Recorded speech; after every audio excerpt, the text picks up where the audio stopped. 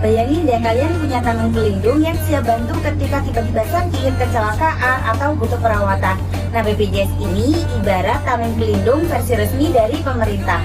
BPJS atau Badan Penyelenggara Jaminan Sosial adalah program pemerintah yang bertujuan untuk memastikan semua orang di Indonesia dapat mendapatkan layanan kesehatan tanpa harus mikir biaya pusing 7 keliling.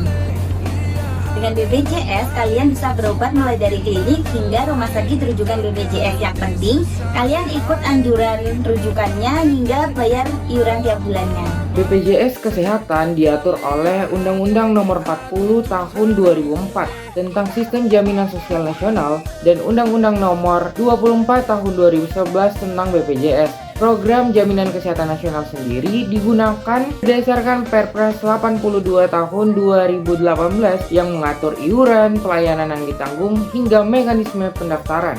Semua warga negara Indonesia wajib menjadi peserta JKN. Ada peserta penerima upah, peserta bukan penerima upah atau mandiri, dan PBI atau mereka yang iurannya dibayarkan oleh pemerintah untuk warga yang kurang mampu.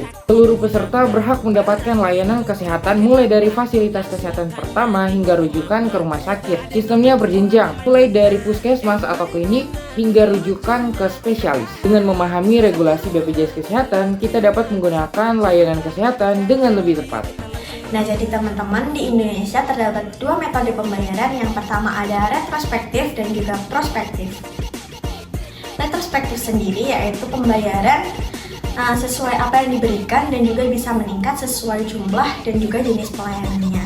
Sedangkan retrospektif adalah pembayaran yang sudah ditetapkan sejak awal atau sebelumnya berdasarkan perkiraan layanan yang akan diberikan nantinya.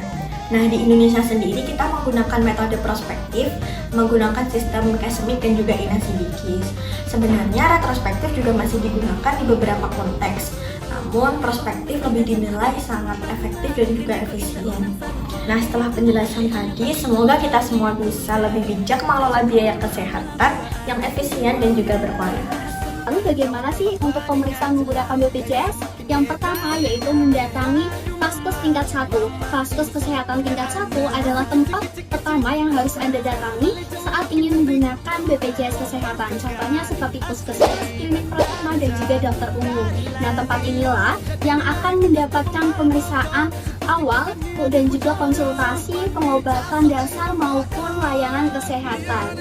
Nah, untuk yang kedua yaitu mendapatkan rujukan untuk vaskes lanjutan. Nah, jika dokter tingkat 1 menilai bahwa membutuhkan penanganan lebih khusus seperti bertemu dengan dokter spesialis ataupun membutuhkan rawatan inap, maka dokter akan memberikan rujukan resmi. Rujukan ini membawa ke fasilitas kesehatan tingkat lanjut seperti rumah sakit yang bekerja sama dengan BPJS.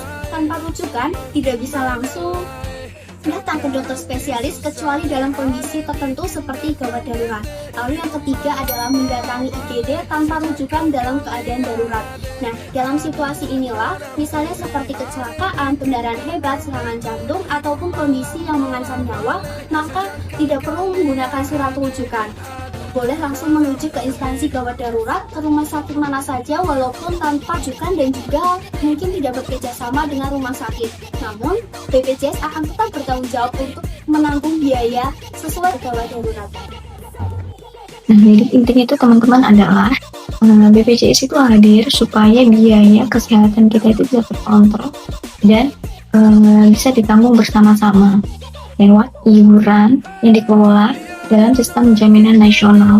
Ini tuh bukan tentang siapa yang membayar paling besar, tapi tentang saling menjaga satu sama lain agar semuanya tuh dapat mendapatkan layanan kesehatan yang layak. Jadi aku mau ajak teman-teman semuanya untuk mengaktifkan dan jaga kepesertaan BPJS kalian, karena ini dapat membantu kita ketika kita butuh pemeriksaan, berobat, lewat inap, lewat jalur rujukan yang jelas, dan pembayaran yang lebih efisien. Nah, yang tidak kalah penting adalah teman-teman tetap harus jaga kesehatan, karena ingat, sehat itu adalah hak, dan BPJS adalah cara kita untuk mewujudkan keadilan kesehatan lewat gotong royong. Yuk sama-sama kita pakai dan jaga sistem ini.